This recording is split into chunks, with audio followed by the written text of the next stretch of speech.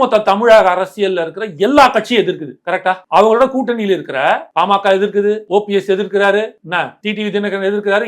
பாஜகவை தவிர்த்து பாக்கி ஏதாவது ஒரு கட்சி இதுக்கு ஆதரவு தெரியுதா?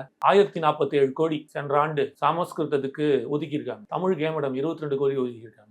எல்லா மொழியும் ஒண்ணுன்றீங்கல்ல, அப்ப ஹிந்தி எடுக்கலன்னா உனக்கு காசு கொடுக்க மாட்டேன்னு என்ன ரைட்ஸ்ல சொல்றீங்க? அது சட்டப்படியே தப்பு. யார் உங்களுக்கு ரைட்ஸ் கொடுத்தா? உங்க வீட்டு பைசாவை கேட்டாங்க? எங்களோட வரி பணம் நாங்க கட்டுறோம், உங்களுக்கு அந்த பணத்தை தான் எடுத்து கொடுக்குறீங்க. வணக்கம் சார். வணக்கம் மேடம். என்இபியை பொறுத்த வரைக்கும் ஆதரிக்கிறவங்க மும்மொழி கொள்கைன்னு சொல்றாங்க, எதிர்க்கக்கூடியவர்கள் தான் இந்தி திணிப்பு, இந்தி எதிர்ப்புன்னு சொல்றாங்க. உங்களுடைய நிலைப்பாடு என்ன? இந்தி திணிப்பு தான், அது என்ன மாற்று கருத்தே கிடையாது. இதில் நிறையா பேசிட்டோம். மறுபடியும் உள்ளே வைக்கிறோம் அப்படின்னா இது வந்து சென்ட்ரல் கவர்மெண்ட்டோட ஒரு இன்டைரக்ட் டாக்ஸஸ் சொல்லுவாங்கல்ல, அந்த மாதிரி ஒரு இன்டைரக்டான திணிப்பு தான் இது. ஸோ அதை என் பாயிண்ட், நீங்கள் இது வரைக்கும் மும்மொழி கொள்கை எடுத்தவங்க இவ்வளோ பேசுகிறாங்க இல்லையா, வெறும்னா பேசிக்கிட்டே இருக்காங்க, ஏன் ஏழை மாணவர்களை படிக்க வைக்க முடியவில்லை, ஏன் ஏழை மாணவர்களை படிக்க வைக்க தடுக்கிறீங்கன்ட்டுன்னு. கர்நாடகா, யூபி, குஜராத், மகாராஷ்டிரா, அவங்க மத்திய பிரதேஷ், இந்த மாநிலத்திலலாம் 3வது மொழியாக இந்தி எல்லாம் ஓகே, மராத்தி இருக்கும், 3வது மொழியாக எத்தனை பாடங்கள் எத்தனை பேர் படிச்சிருக்காங்கன்னு ஒரு லிஸ்ட்டு கொடுக்க சொல்லுங்கள் பாப்போம். ஒரு சென்சஸ் எடுத்து கொடுக்க சொல்லுங்கள். இவ்வளோ பேசுகிற பிஜேபி, அதுக்கப்புறம் நம்ம இதை பற்றி பேசுவோம், எது உண்மை எது போயின்னு உண்மையாக சொல்லுங்கள் பார்ப்போம். இப்போ நம்ம ஓப்பனாக சொல்கிறோம், இங்கே இப்படி நடக்குது. நான் சொல்கிறேன், தமிழ்நாட்டில் இது வரைக்கும் 25 லட்சம் மாணவர்கள் மேல் ஹிந்தி படிச்சிருக்காங்க.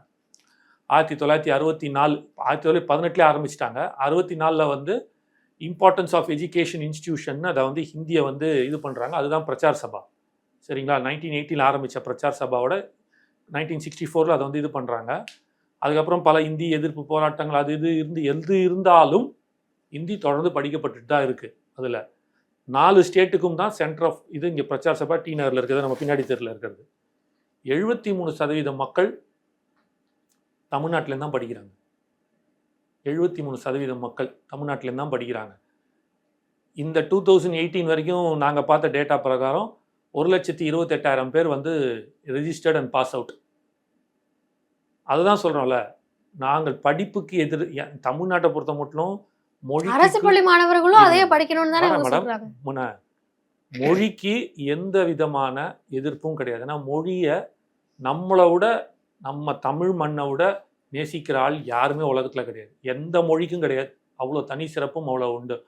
நீங்கள் போய் மற்ற ஸ்டேட்டில் பாருங்கள், நம்ம ஸ்டேட்டில் மட்டும்தான் இந்த பார்டர் ஸ்கூல்ஸ் இருக்குல்ல, கர்நாடகாவில் கன்னடா, இந்த பக்கம் போனீங்கன்னா ஓசூர் கிருஷ்ணகிரி பக்கம் போனீங்கன்னா கன்னடா சொல்லி தருவாங்க. சித்தூர் பக்கம் அந்த பார்டர்ஸ் போனீங்க அப்படின்னா அங்கே தெலுங்கு இருக்கும். அந்த பக்கம் கோயம்புத்தூர் தேனி சைடு போனீங்கன்னா கேரளாவுக்கு மலையாளம் இருக்கும். அதெல்லாம் நம்ம மட்டும்தான் அதுக்கான வந்து ஒரு அங்கீகரித்து அவங்களுக்கான மரியாதையை கொடுத்து நம்ம செய்கிறோம். வேறு எந்த ஸ்டேட்லேயும் கிடையாது. இது வந்து கிட்டத்தட்ட திணிப்பு தான் மேடம். இது வந்து என்னென்னா, கவர்மெண்ட் ஸ்கூல்ஸ் ஒரு 35,000க்கு மேலே இருக்குது. அதில் எய்டட் ஸ்கூல்ஸ்னு பார்த்தீங்கன்னா ஒரு 8,900 ஸ்கூல்ஸ் இருக்குது. அது கவர்மெண்ட் எய்டட் ஸ்கூல்ஸ். இப்போ உதாரணத்துக்கு பாரதியார் மேல்நிலை பள்ளின்னு ஒரு பள்ளி இருக்குது வச்சுப்போமே. அந்த பள்ளிக்கு நான் உங்களோட குழந்தைய கூட்டிகிட்டு போய் சேர்க்க போகிறீங்க 1ஆம் கிளாஸ். உங்களோட தாய்மொழி வந்து தெலுங்கு இருக்குது வச்சுப்போம். நீங்கள் போய் நான் தெலுங்கு படிக்கணும்னு கேட்குறீங்க.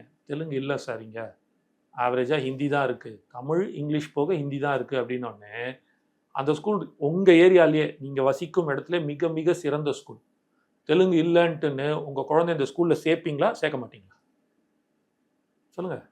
அது அவங்களுடைய விருப்பம் தான். அதுதான் மேடம், உங்கள் விருப்பம் என்ன? நான் உங்களே வைக்கிறேன். இல்லை தெலுங்கு இல்லை, அதனால் இந்த ஸ்கூலில் நான் சேர்க்க மாட்டேன் அப்படின்ட்டு நீங்கள் வெளியில் வந்துடுவீங்களா?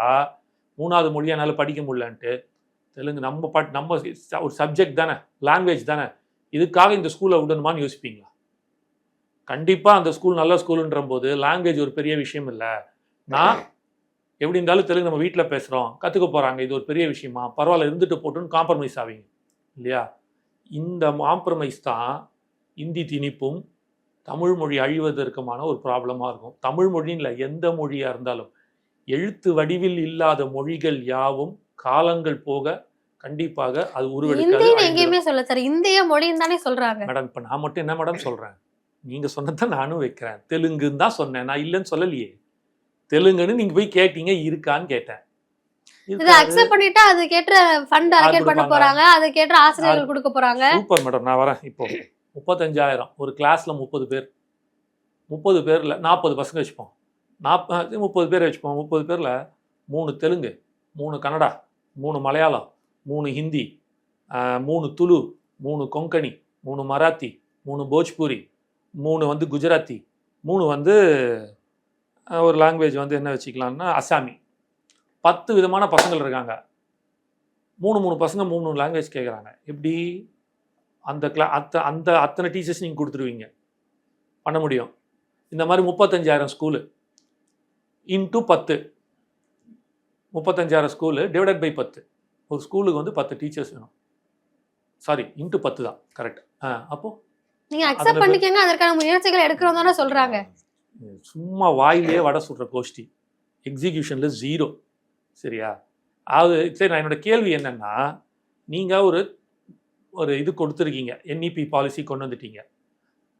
இன்னைக்கு இருக்கிற சூழ்நிலைக்கு உங்களோட டார்கெட் 50% அதில் கொடுவோம், கிராஸ் ரேஷியோ, என்ரோல்மெண்ட் ரேஷியோன்னு சொல்கிறீங்க. 2040 15 வருஷம் ஆகுன்றீங்க. நம்ம ஆல்ரெடி தொட்டுட்டோம். ப்ரூவன் பண்ணவன் புத்திசாலியா என்ன, இல்லை ப்ரூவ் பண்ண போகிறவன் வந்து கரெக்டா? நமக்கு உடம்பு சரியில்லை மேடம், டாக்டர்கிட்ட போகிறோம். 100 ஆப்ரேஷன் மேலே பண்ண டாக்டருக்கு நீங்கள் ஆப்ரேஷன் பண்ணுவீங்களா ஜெயிச்சவங்கிட்ட? இல்லை, இப்போ தான் ஆப்ரேஷனே கற்றுக்குறான், நான் அவங்ககிட்ட போகிறேன்னு நீங்கள் போய் ஆப்ரேஷன் பண்ணுவீங்களா? ஏற்கனவே தெரிஞ்சிருந்தா அடிஷனலா கத்துக்கிறதுல என்ன இருக்குன்னு தானே நான் கேக்குறாங்க. கேட்டதுக்கு நீங்கள் சொல்லலையே. சொல்லுங்க. இப்போ நான் ஜெயிச்சிட்டேனே. இருமொழி கொள்கையால் வெற்றி பெற்ற மாநிலம் தமிழ்நாடு.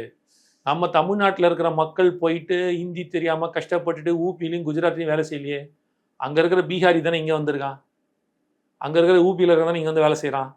அவன் தானே அவன் நியாயமாக பார்த்தா அவன் தான் நீங்கள் தமிழ் கற்றுக் கொடுக்கணும். அங்கேயே தமிழ் கத்துக்கிறாங்களே. என்ன கற்றுக்குறாங்க? அதெல்லாம் அவங்ககிட்ட சென்சஸ் கேட்குற எடுத்து கொடுங்க. 2ஆம் மொழி யூபி, மத்திய பிரதேசில், உத்தரப்பிரதேஷ்லையும் மத்திய பிரதேஷ்லையும் ஹிந்தி மேடம். 3ஆவது மொழி எத்தனை பேர் என்னென்ன மொழிகள் கத்துக்கிறாங்கன்னு கொடுங்க. இல்ல பாஜக இருந்து இப்போ ஒரு வீடியோ கூட வெளியிட்டு இருந்தாங்க, உத்தரப்பிரதேசத்துல தமிழ் கத்துக்கிற மாதிரியான ஒரு வீடியோலாம். இங்க கூட தான் ஹிந்தி கத்துக்கிறோம்.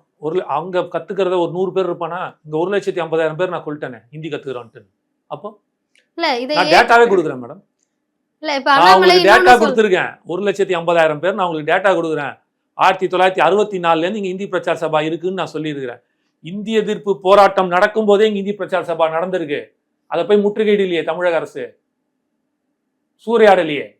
அது மட்டும் நடந்துட்டு தானே இருக்கு. விருப்பப்பட்டவன் படிப்பான், அவ்வளவுதான். அதுக்கு மேல எந்த ஒரு எதிர்ப்பும் இல்லை. ஆனா இதை எதிர்க்கக்கூடிய அரசியல் இப்போ அண்ணாமலையுமே என்ன சொல்லியிருந்தாரு அப்படின்னா, விஜய் மும்மொழி கொள்கை வேணான்னு சொல்றாரு, ஆனா அவருடைய ஸ்கூல்ல இருக்கு அப்படிங்கிறாங்க. அதுக்கு ஒரு ஆதாரம் எல்லாம் காட்டுறாரு. என்ன ஆதாரம்? விஜய் வித்தியாசமும் இது அவருடைய ஒரு பிரிண்ட் அவுட் எடுத்துட்டு வரேன். எடுத்துட்டு வந்துட்டு அண்ணாமலை 1000 கோடி ஊழல் பண்ணியிருக்கார் அப்படின்னு நான் சொல்றேன். உடனே நீங்க பேச ஆரம்பிச்சிட்டீங்க எல்லாரும். நான் ஒரு பிரிண்ட் அவுட் எடுத்துட்டு வந்து கையில் வச்சுக்கிறேன் மேடம். அண்ணாமலைன்னு பேர் அதுல இருக்குது. அண்ணாமலை 1000 கோடி ஊழல் பண்ணியிருக்காரு டெண்டர்ல, அவருக்கு தெரிஞ்ச ஒரு கொடுத்து இது மூலமா லஞ்சம் வாங்கியிருக்காரு, நான் இன்னைக்கு ப்ரெஸ் ரிப்போர்ட் கொடுக்குறேன். உடனே எல்லாம் நம்பிடுவீங்க. உடனே அண்ணாமலை ஊழல் பண்றாரு, அண்ணாமலை ஊழல் பண்றாரு எல்லாம் பேச ஆரம்பிச்சிருவீங்களா? அது இல்லைன்னு நீங்க மறுக்கவே இல்லையே. அது ஏன் மறுக்கணும்ன்ற பொய்யை எதுக்குன்ற முதல்ல அதுல இருக்கிறத பாத்தீங்களா? தெளிவா அவங்க போட்டாங்க. அது ஒரு லேண்டு, விஜய் அண்ணாவோட லேண்டு. அந்த லேண்டை ஒரு ட்ரஸ்ட்டு கொடுத்துருக்காரு. அந்த ட்ரஸ்ட்டு தான் சிபிஎஸ்சி ஸ்கூல் நடத்துது, அவர் நடத்தவில்லை. அதை ஏன் போய் பேசுறீங்க? உண்மையை சொல்லுங்க. நான் தான் இல்லைன்னு சொல்லலையே, மறுக்கலையே. அது ஒரு லேண்டு, அந்த லேண்டு விஜய் அண்ணாவோடது. அது டாக்ஸ் கட்டி தான் வாங்கியிருக்காரு, நம்பர் 1ல தான் வச்சிருக்காரு. அது ஒன்றும் பொய்யான லேண்டு. அது இந்த லேண்டை பற்றி ஒரு கணக்கிலே கொண்டு வரலன்னு சொல்லியே அதுக்கும் சேர்த்து தான் ஒரு 80 கோடி டாக்ஸ் கட்டியிருக்காரு போன வருஷம். அவரோட லேண்டு. அந்த லேண்டை ஒரு ட்ரஸ்ட்டு கொடுத்துருக்காரு. அந்த ட்ரஸ்ட் தான் ஸ்கூல் நடத்துது. ரெண்டுத்துக்கும் வித்தியாசம் இருக்கு. அப்ப நீங்க சொல்ல வேண்டியது என்னன்னா, இப்படி ஒரு லேண்ட் இருக்கு, இந்த லேண்ட்ல நடத்துறாரு, இந்த லேண்டுக்கு எதுக்கு சிபிஎஸ்சி ஸ்கூல் இதுக்கு மட்டும் கொடுப்பாரா அப்படின்னு நீங்க கேட்டிருந்தீங்கன்னா அதுக்கு நான் உங்களுக்கு பதில் சொல்வேன். ஆனா ஒரு படித்த மனிதர், ஒரு ஐபிஎஸ் அதிகாரி, எப்படி மேடம் ஐபிஎஸ் அதிகாரியா இருக்கும்போதே ஒரு எஃப்ஐஆர் ரிப்போர்ட் எழுதுறாருல, அப்பவே வந்து காமேஷ் குற்றவாளி என்று இது கூறப்படுகிறது, அதனால் இவருக்கு இப்படிப்பட்ட தண்டனையை வழங்க வேண்டும் என்று அப்படி போட்டு எஃப்ஐஆர் எழுதுவாரா? குற்றமாக சுமத்தப்பட்டிருக்கிற A1 அக்யூஸ்ட் இவர் இதை போல் செய்திருக்கிறாராக கூறப்பட்டு அப்படின்னு சொல்லிட்டு அந்த எஃப்ஐஆர் ரிப்போர்ட் அப்படி எழுதுவார். இல்ல இன்னொன்னு சொல்றாரு, அன்பில் மகேஷ் அவர்களுடைய பையன் பிரெஞ்சு படிக்கிறா அப்படின்னு. நான் இப்ப யாரும் படிக்க வேணாம்னு சொன்னாருங்க. தனி மனிதனுக்கு வேற, தனி மனிதனுக்கு வேற, கவர்மெண்ட் பாலிசி வேற. ரெண்டுத்துக்கு வித்தியாசம் இருக்குன்னு சொல்றேன். ரெண்டுத்துக்கு தனி வித்தியாசம். அன்பில் மகேஷ் படிக்கிறாருன்னா அவர் பையன் படிச்சுட்டு போட்டோம். அதே மாதிரி ஒரு சாதாரண ஏழை அரசு. நான் என்னோட கேள்வி ரொம்ப சிம்பிள். நீங்க என்ன மொழி பேப்பர் போறாங்க எல்லாரும் படிச்சுட்டு, இப்ப நீங்க C++, ஜாவா, பைத்தான் இந்த மாதிரி ஒரு அடிஷனல் மொழி கத்துக் கொடுக்குறேன்னு சொல்லுங்க, ஏத்துக்கிறோம். மொழி படிச்சுன்னா ஆக போகுது. லாங்குவேஜ் இஸ் அது படிக்காதனால தான் ஏழை மாணவர்களால வர முடியலையா? உங்களோட எல்லா ரெக்கார்டும் மட்டும் இல்ல சார், அது மற்றொரு மொழியை என்ன மொழி தெரிஞ்சுக்கிறது ஒரு என்ன பண்ண அறிவு போறீங்க தானே. சொல்லுங்க மேடம், என்ன பண்ண போறீங்க சொல்லுங்க. வேலை வாய்ப்பு மட்டும் இல்லாம ஐயா மற்றொரு நான் மொழியை மறுபடியும் சொல்றேன், தெரிஞ்சுக்கல. ஹிந்தி படிச்சவன் தமிழ்நாட்டுக்கு தான் வேலைக்கு வரான். ஹிந்தி இல்லாம மும்மொழி கொள்கையில இருக்கிறவன் தமிழ்நாட்டுக்கு தான் வேலைக்கு இங்க இருக்கக்கூடிய IPS IAS அதிகாரிகள் அங்கேயே வர work மேடம் பண்றாங்க. வர போய் பத்துங்க பேசுங்க, யார் வேணாம்னு சொன்னாங்க உங்களை? தேவைப்பட்டா கத்துப்பான் போதுன்ற. அங்கேருந்து ஐபிஎஸ் படிச்சு இங்க வரான்ல, அவன் ஹிந்திக்கு இருந்தவன் வந்து தமிழ் இன்னைக்கு தெரியுதுல்ல, கத்துக்கிறான்ல. இங்கேருந்து இருந்தவர் நம்மளோட ஐபிஎஸ் அதிகாரி பாண்டியன் அப்படின்னு இருந்தாரா? PK பாண்டியன் ஒரிசால இருந்தாரா? கிட்டத்தட்ட அவர் ஒரு முதலமைச்சர் ரேஞ்சுக்கு அவரை பேசிட்டு இருந்தாங்களா? அங்க போய் ஹிந்தி பேசினாரா இல்லையா? எத்தனை பேர் இருக்காங்க? ராஜேஷ் லக்கானின்னு ஒருத்தர் இருக்காரு, அவர் தமிழ் பேசுறாருல, அருமையா பேசுறாரா இல்லையா? அந்த சிங்கு, அவர் பேர் மறந்துட்டேன் டக்குன்னு, சாரி, ஒரு IAS அதிகாரி ஒரு சிங்கு ஒருத்தர் இருக்காரு, அவர் சூப்பராக தமிழ் பேசுறாரு, என்னோட நல்லா பேசுறாரு தமிழ். அவரும் நான் தமிழ்நாடுகாரன், தமிழன் தான், என்னோட அருமையா பேசுறா. பல தமிழர்கள் இருக்காங்களே, ஹிந்தி பேசக்கூடியவர்கள் தமிழ் அவ்வளோ அருமையா பேசுற இருக்காங்களே. கவிதை பேச சவுகார்பேட்டுக்கு போங்க, சேட்டு பசங்க கவிதையெல்லாம் சொல்லுவானுங்க சூப்பரா. அப்புறம் அப்பெல்லாம் எதுவுமே கிடையாது இவர்களுக்கு. சரி மேடம், அப்போ இவ்வளோ பேசுறீங்கல்ல, அவர்கள் நியாயமா இருக்காங்க, கரெக்டா இருக்காங்கன்னு. 1047 கோடி சென்ற ஆண்டு சமஸ்கிருதத்துக்கு ஒதுக்கியிருக்காங்க. தமிழுக்கு ஏன் மேடம் 22 கோடி ஒதுக்கியிருக்காங்க? ஹிந்திக்கு ஏன் 90 கோடி ஒதுக்கியிருக்காங்க? தெலுங்கு கன்னடத்துக்கு வெறும் 3 கோடி ஒதுக்கியிருக்காங்க. ஏன்? சமநிலையாக இருக்கிறவர்கள் தானே இவங்க. இவர்கள் வந்து திணிப்பதிலே ஏழை மாணவர்கள் படிக்க வேண்டும் அப்படின்ட்டுன்னு. ஏழை மாணவர்கள் வந்து 90 கோடி ஏழை ஹிந்திக்கு, தமிழுக்கு வந்து 22 கோடி. அப்போ தெலுங்கு மலையாளம் பேசுகிறவன், கன்னடா தெலுங்கு மலையாளத்துக்குலாம் 3 கோடி, அவன்லாம் வெறும் 5 லட்சம் பேர் தான் இருக்கானா? என்ன ரேஷியோவில் ஒதுக்கிருக்கீங்க? என்ன ரேஷியோவில் ஒதுக்கிருக்கீங்க? அப்போ இதுவே காட்டுது அவங்க சென்சஸ் என்ன காட்டுது, உங்களோட இது நிலைப்பாடு என்னன்றத. உங்களோட எண்ணம் சமஸ்கிருதத்தை தான் ஃபர்ஸ்ட் கொண்டு வரணும், ஆனால் அதை எடுத்து டைரெக்டாக வைக்க முடியாதுன்னு இந்தியை கொண்டு வந்து இந்தி மூலமாக அதை கொண்டு வருவீங்க. இதெல்லாம் தான் நடக்குது. அவ்வளோ முட்டா இல்லை. நான் என்ன கேட்குறேன், நான் 10ஆம் கிளாஸ் பாஸ் பண்ணிட்டேன், என்ன நீங்கள் திருப்பி 1ஆம் கிளாஸ்லேருந்து படின்றீங்க? எதுக்கு நான் படிக்கணும் ஃபர்ஸ்ட்? அதுக்கு பதில் சொல்லுங்க. நான் 10ஆம் கிளாஸ் பாஸ் பண்ணி நான் மேலே போயிட்டு இருக்கேன். தமிழ்நாட்டில் படித்தவன், கர்நாடகாவில், ஆந்திராவில் படித்தவன், மற்ற ஸ்டேட்டை விட்டுரும், நம்ம ஸ்டேட்டை பற்றி பேசுவோம், அவங்க ஸ்டேட் அவங்க இஷ்டம். தமிழ்நாட்டில் படித்தவன் UPக்கோ மகாராஷ்டிரத்துக்கோ வேலைக்கு போல, USA-க்கும் ஆஸ்திரேலியாவுக்கும் UKக்கும் வேலைக்கு போயிட்டு இருக்கான். அவன் அடுத்த கட்டமாக ஜாப்பனீஸ் படிச்சு ஜப்பானுக்கு போற பிளான்ல இருக்கான். எல்லாம் இருக்குது. முடிச்சிடறேன், அவசரப்படாதீங்க. அடுத்த 10 வருஷத்துல 70 லட்சம் வேலை ஜப்பான்ல வேணுமா? 70 லட்சம் பேர் வேலை செய்யறதுக்கு ஜப்பான்ல வேணுமா? ஏன்னா குழந்தை பெற்றுக்கிற இது வந்து ரேஷியோ ஃபுல்லா குறைஞ்சிருச்சாங்க, யாருமே பெற்றுக்க மாட்டேங்கிறாங்க. கவர்மெண்ட் அவ்வளோ ஸ்கீம்ஸ் கொடுக்குது, நீ பெற்றுக்கிட்டா உனக்கு எல்லாமே கொடுக்குறோம், எல்லாமே நான் பார்த்துக்கணும். அப்பவும் பெற்றுக்கல. 70 லட்சம் பேர் வேலை செய்யறதுக்கு வேணும்ன்றான். இங்க அதை கற்றுக் கொடுத்து அனுப்பிச்சுட்டு இருக்க வந்துருச்சு.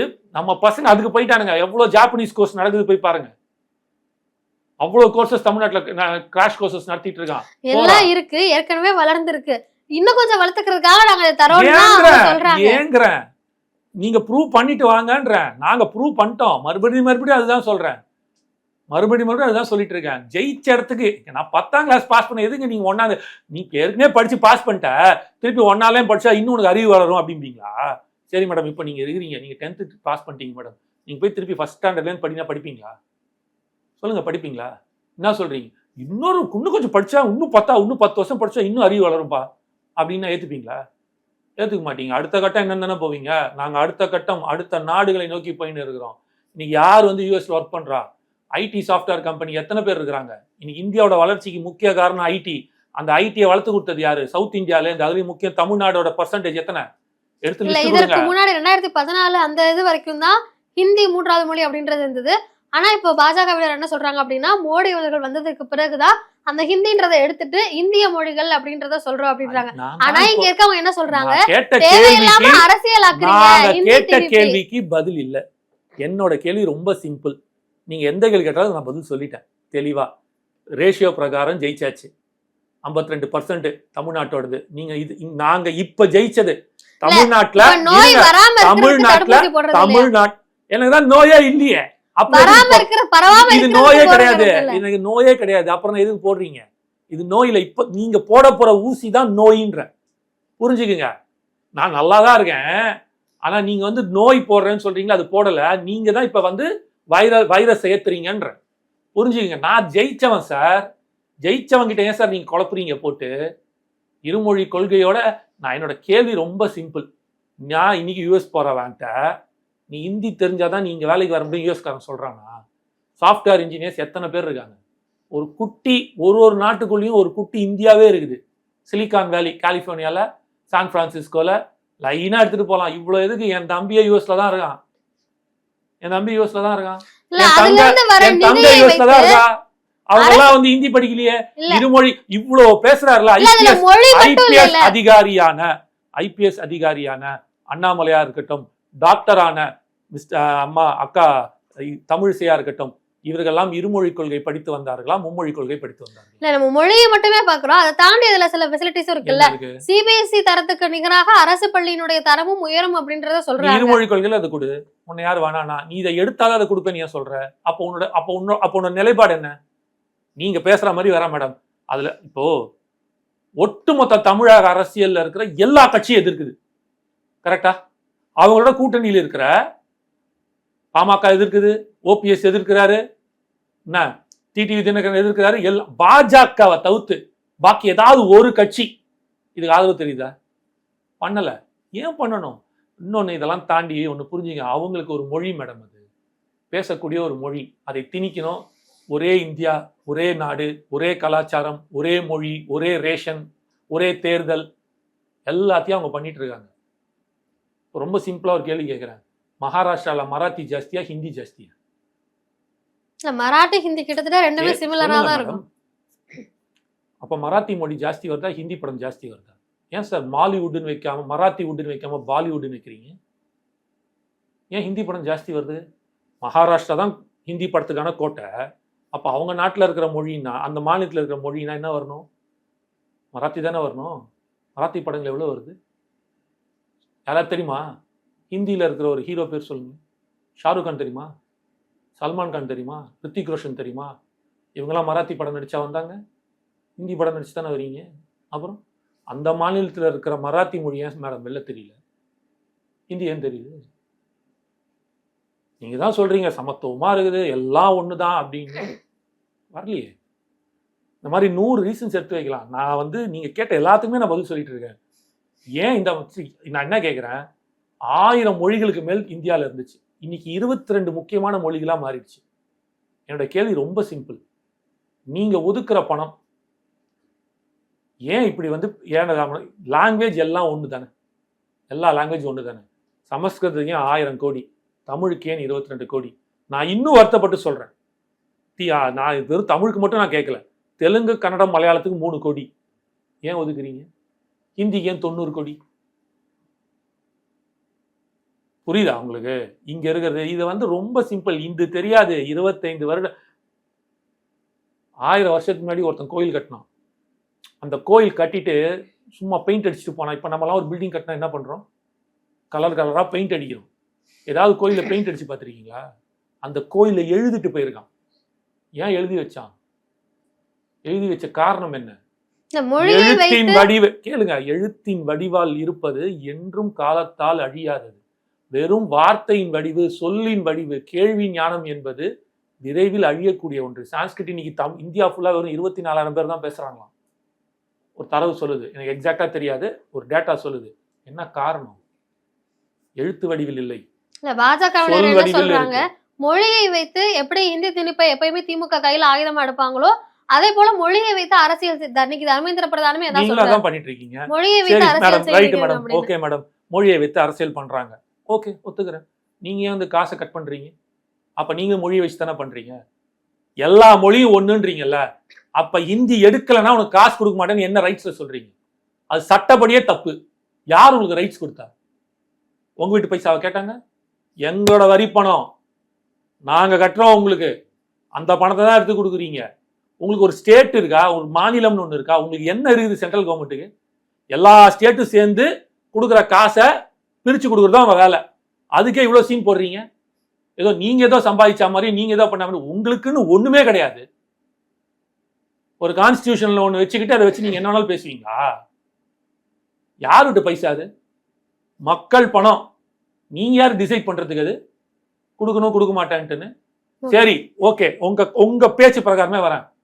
திமுக அரசியல் செய்யுது, அவங்க இதை வச்சு இது பண்றாங்க, ஏழை மாணவர்களுக்கு பாடம் படிக்க விடாம திணிக்கிறாங்க, எல்லாமே எடுத்துக்கிறேன். நீங்க என்ன பண்றீங்க? 52 லட்சம் மாணவர்களுக்கு ஏன் 2200 கோடி 5000 கோடி இது நேற்றுக்கு சொல்லியிருக்காரு, மொத்தம் 5000 கோடின்ட்டு இல்லாம சேர்த்து ஏன் நிறுத்தி வச்சிருக்கீங்க? அப்ப நீங்க அரசியல் பண்ணலையா? அப்ப 52 லட்சம் மாணவர்களோட வாழ்க்கை போனா பரவாயில்ல, படிப்பு போனா பரவாயில்ல, உங்களுக்கு பிரச்சனை கிடையாது, நீங்க நினைச்சது சாதிக்கணும். அதுக்கும் அவங்க என்ன சொல்றாங்க பாஜகவினர் அப்படின்னா, அந்த நிதியில இருந்து ஒண்ணும் நீங்க ஆசிரியர்களுக்கு சம்பளமோ மாணவர்களுக்கான செலவையோ பண்றது இல்ல அப்படின்றாங்க. தேவையில்லாது கொடுக்க வேண்டியது நீ கூட, அது அவங்க பிரச்சனை, அது அவங்க விஷயம். அப்ப நான் திருப்பி கேட்பேன் உங்களை, நீங்க என்ன பண்றீங்க? நீங்க யார் திட்டம் போட்டு இவ்வளவுதான் கொடுப்பேன் அவ்வளவுதான் கொடுப்பேன்னு சொல்றதுக்கு? உங்களுக்கு யார் ரைட்ஸ் கொடுத்தது? 60% பாடப்படிப்பு எதுல இருக்குது? கன்கரண்ட் லிஸ்ட்ல இருக்குது. 60% நீங்க, 40% நாங்க. நீங்க காசை கொடுங்க, கொடுத்த காசு கணக்கு கேளுங்க, அவ்வளவுதான். அதுதான் உங்க வேலை. அதை விட்டுட்டு நீங்க நான் காசை கொடுக்க மாட்டேன், நான் பண்ணாதான் ஒத்துப்பேன், இதெல்லாம் மிரட்டல். இங்க 48,000 கோடி, நான் ஒண்ணு சொல்லட்டுமா? மொத்த இந்தியாவுக்கே 1,28,000 கோடி தான் உங்க பட்ஜெட் படிப்புக்கு, மொத்த இந்தியாவுக்கே. மத்திய அரசாங்கம் சென்ட்ரல் கவர்மெண்டோட ஸ்கூல் எஜுகேஷன் பட்ஜெட் இருக்குல்ல, 1,28,000 crores. தமிழ்நாட்டோட பட்ஜெட் எவ்வளவு தெரியுமா? 48 crores. ஒட்டுமொத்த 140 கோடி மக்களுக்கு நீ ஒதுக்குற பட்ஜெட் வெறும் 1,28,000 கோடி. 28,000 38,000, ஓகேவா? ஆனா தமிழ்நாடு 48,000 கோடி வெறும் 8 கோடி மக்களுக்கு ஒதுக்குது. அப்ப படிப்புக்கு யார் சிறந்ததா உட்காந்துருக்கோம்? எங்க பாட்டி என்ன போயிட்டு கைனகாலஜிஸ்டா? பாட்டிக்கு பாட்டி 7 குழந்தைக்கு பிரசவம் பார்த்துக்கிறாங்க எங்க வீட்டுலலாம். எங்க பாட்டி, அந்த பாட்டிக்கு பாட்டி, அவங்க கைனகாலஜிஸ்ட் போய் படிச்சுட்டா வந்தாங்க. தமிழனுக்கெல்லாம் நீங்க அறிவு சொல்லி கொடுக்காதீங்க, பிறந்த ஜீன்லயே இருக்கு மொழியோட பற்றும் கலாச்சார பற்றும் அறிவும். நீங்க தான் எங்ககிட்ட வாடகை கடன் வாங்கிட்டு போகணும், நாங்க உங்ககிட்ட வாங்கணுன்ற அவசியம் இல்லை. ஒவ்வொரு மாநிலத்துக்கு ஒரு தனித்தனி திறமை இருக்கு. நான் யாரையும் குறைச்சு மதிப்பிடல, யாரையும் நம்ம விமர்சிக்கல. ஒரு மாநிலத்துக்கு ஒரு தனித்திறமை இருக்கு, அதை நாம் ஏற்றுக்கொள்ள வேண்டும். நாட்டுப்பற்றுன்னு எடுத்தீங்கன்னா பஞ்சாப்ல இருக்கிற நாட்டுப்பற்று எனக்கு இல்லை, சத்தியமா நான் ஒத்துப்பேன். அவனுக்கு தான் அவ்வளோ நாட்டுப்பற்று இருக்கு. அதனால்தான் இன்றும் பார்த்தீங்கன்னா நம்மளோட ஆர்மிலேயோ நேவிலையோ நம்மளோட இதுல டிஃபென்ஸ்ல பார்த்தீங்கன்னா அவங்க தான் அவ்வளோ பேர் இருப்பாங்க. இதை ஏற்றுக்கணும். ஒரு லேபருக்கு ஒரு சின்ன பிரச்சனை அப்படின்னா முதல்ல நிற்கிறவன் கேரளாக்காரன் நிற்பான். தொழிலாளிக்கு ஒரு பிரச்சனை ஓடி நிற்பான், ஸ்ட்ரைக்கு தான். ஆனால் இங்கே தொழிலாளி வெட்டி போட்டால் கூட அவனுக்கு கேட்கற நாதி கிடையாது. ஆனால் இங்கே படிப்பு, மொழி, கலாச்சாரம்னா நம்ம நிற்போம் முன்னாடி. அதுதான் இந்தியா பல முகம் பன்முகம் கொண்ட கலாச்சாரம் உள்ள ஒரு நாடு. மொழி பேசுறதா இருக்கட்டும், நம்மளோட செய்கையா இருக்கட்டும், எல்லாருக்குமே பல முகம் உண்டது. அதை நீங்க ஊடுருவி உங்களதை நீங்க எடுத்து வைப்பீங்க அப்படின்னா கண்டிப்பா இந்த கேள்வி வரும், கேட்பாங்க. இறுதியா ஒரு கேள்வி. நேற்றைய தினம் திமுக பாஜக பார்க்கும் பொழுது அண்ணாமலையுமே பேசியிருந்தாரு, get out Modi, get out Stalin அப்படின்ற ஒரு ஹேஷ்டாக் ட்ரெண்ட் ஆயிட்டு இருந்தது. அதற்கே பல்வேறு விமர்சனங்கள் வந்தது. இருக்கிற பிரச்சனையில இப்ப இதை வச்சு விளையாடிட்டு இருக்கீங்க அப்படின்னா, நான் நடுவுல இந்த பக்கம் டிவிகே ஃபார் டிஎன் அந்த ஹேஷ்டாகும் ட்ரெண்ட் ஆயிட்டு இருந்துச்சு. இதை எப்படி பாக்குறீங்க? நாங்களும் சேர்த்து ஒன்று போட்டிருக்கோமே, கெட் அவுட் டிஎம்கே பிஜேபின்னு. அது ஒன்று get out Modi and Stalin, அதுவுமே அதுதான் சொல்றேன். உண்மையா மக்கள் அதை தான் விரும்புறாங்க. ரெண்டாவது, தாவேகாவோட பவர் என்ன, யூத்தோட பவர், ஐடி விங்ல எவ்வளோ ஸ்ட்ராங்கா இருக்காங்க, கட்சி எந்த அளவுக்கு வளர்ந்துருக்கு. நானும் பார்த்தேன், டிவிகே ஃபார் டிஎன்ற பெரிய ஹேஷ்டாக் செம்ம ட்ரெண்டிங். கிட்டத்தட்ட ரெண்டாவது 5 லட்சம் தாண்டி முதல் இடம் ஆல்மோஸ்ட் ரீச்சிங் சொல்லுங்க. 5 மில்லியன் ஏதோ தொட போகுதுன்னு ஏதோ சொல்லிட்டு இருந்தாங்க. அது எனக்கு தெரியல எக்ஸாக்டா, 5 மில்லியன் நினைக்கிறேன், எனக்கு எக்ஸாக்டா தெரியல. அதுதான் சொல்றேன்ல, இவர்கள் 2 பேருக்கும் இல்லாத, நேற்று 1 வருஷம் தான் ஆரம்பிச்சுது, இவங்களாம் 100 வருஷ கட்சி கிட்டத்தட்ட. அவங்க 100 வருஷம், இவங்க 75 வருஷம். இதையே பிரேக் பண்ணிட்டு இந்த ஒரு வருடத்துக்குள் இந்த அளவுக்கு வளர்ந்துருக்காங்க அப்படின்னா அதுதான் தாவேகாவோடையும் விஜயண்ணாவோட பவரையும் காட்டுது. விரைவில் இவர்கள் எல்லோரையும் ஒதுக்கிவிட்டு, அதாவது பின்னுக்கு தள்ளிட்டு முதல் இடத்தை பிடிக்கிறதுக்கான வாய்ப்பு 100% இருக்குன்றத நான் பார்க்கல. அவங்க மேலே அந்த விமர்சனம் தான் வைக்கிறாங்க. மக்கள் பிரச்சனை இவ்வளவு இருக்கு, அதை விட்டுட்டு ட்விட்டர்ல நீயா நான் சண்டை போட்டிருக்கீங்க அப்படின்னு ஏற்கனவே தமிழக வெற்றி கழகம் மேல ஒரு விமர்சனம் வைக்கிறாங்க. மேடம், அவங்களே பண்றது முட்டாள்தனமான வேலை, ஓகேவா? மக்கள் பிரச்சனையை பேசுறதை விட்டுவிட்டு ட்விட்டர்ல கெட் அவுட் மோடிங்கிறது, கெட் அவுட் ஸ்டாலின்றதெல்லாம் இந்த ஸ்கூல் பசங்க பண்ற மாதிரி இருக்குது. குரூப்புக்குள்ள போட்டு சண்டை போட்டுப்பாங்க தெரியுமா? ஒரு குரூப்ல இருப்பாங்க பசங்க, அவங்களுக்குள்ள மாற்றி மாற்றி சண்டை போட்டுப்பாங்க. அந்த மாதிரி ஒரு கீழ்த்தனமா இருக்கு. அது இது வடிவேல் கணையில சொன்னா இந்த காமெடி பீஸுக்கு உள்ள போங்கடா அயோக்கிய ராஸ்கல்களா அப்படின்னு தெரியுமா? அந்த மாதிரிக்கு தான் டிவிகே ஃபார் TND. நீங்க ஓரமா போய் சண்டை போடுங்க, தமிழ்நாட்டை காப்பாத்துறதுக்கு ஒருத்தன் வந்தாச்சு, அவங்க பாத்துப்பாங்க அப்படின்றது. அதே நீங்க ட்விட்டர்ல தானே சொல்றீங்க அப்படின்றதான் கேட்க. அவங்களுக்கு ட்விட்டர்ல தான் மேடம் சொல்ல முடியும். அவங்க எங்க பண்றாங்க? டே இதை சொல்லி அவங்களுக்கு புரிய வைக்கிறது வேற எப்படி புரிய வைப்பீங்க? இப்ப நீங்க என்ன பேட்டி எடுக்கிறீங்கன்னா நான் அவங்க கிட்ட தான் சொல்ல முடியும். ரெண்டு கட்சியுமே களத்துல எல்லா போராட்டத்துக்கும் இருக்காங்க, நீங்க களத்துக்கு வரலன்றத ஒரு ஏன் போராடணும் அது சொல்லுங்க ஃபர்ஸ்ட். உங்களுக்கு வாழ்க்கை போராட்டமா இருக்கணுமா சந்தோஷமா இருக்கணுமா? மக்களுக்கான தேவைகள் போராட்டங்கள் வாழ்க்கை போராட்டமா இருக்கணுமா சந்தோஷமா இருக்கணுமா? உங்களுக்கு திருப்பி திருப்பி பிரச்சனை. அததான் ஏன் பிரச்சனை வருது? அப்புறம் எதுக்கு உங்களை தேர்ந்தெடுக்கணும் கேக்குறேன். எதுக்கு உங்களை தேர்ந்தெடுக்கணும்? நாங்க என் பிரச்சனையை தீக்கதான் உன்னை தேர்ந்தெடுக்கிறேன். அதனாலதான் சொல்றேன். அப்ப ஒத்துக்குங்க ரெண்டு வேஸ்ட்னு ஒத்துக்கிறீங்களா? அதுதான் நாங்க சொல்றோம். Get out Modi, get out BJP, get out DMK நல்லா தான் சொல்றோம் நாங்க. புரியுதா உங்களுக்கு? எங்களுக்கு வேணாம் போராட்டம் இல்லாத சமுதாயம் தான் வேணும், அமைதியான இருக்கணும். டெய்லி போராடிட்டுலாம் இருக்க முடியாது எங்களால. பெருமையா சொல்றாரு 1 லட்சம் போராட்டத்துக்கு பர்மிஷன் கொடுத்தான்னு. அது பெருமையா? ஒரு அரசாங்கம் நடத்துறது 1 லட்சம் போராட்டம் நடத்தணும்னு சொல்றது பெருமையா? இது கொடுத்தது பர்மிஷன் கொடுத்தேன்னு சொல்றது, அனுமதி கொடுத்தது அது கிடையாது. மக்கள் நிம்மதியாக வாழணும், சந்தோஷமா வாழணும், அவனோட வாழ்க்கை தரத்தை முன்னேற்றணும் அப்படின்னா போராட்டம் இல்லாத சமுதாயம் இருக்கணும். அந்த போராட்டம் இல்லாத சமுதாயத்தை கொடுக்கணும்னா ஒரு நல்ல அரசாங்கம் இருக்கணும். அந்த அரசாங்கம் இல்ல. மக்கள் தேர்ந்தெடுத்த 2 அரசாங்கம் சரியில்லை. அதனால இவங்களுக்கு கெட் அவுட்னு சொல்றாங்க அவங்களே. அதனால டிவிகே ஃபார் TNDன்றாங்க.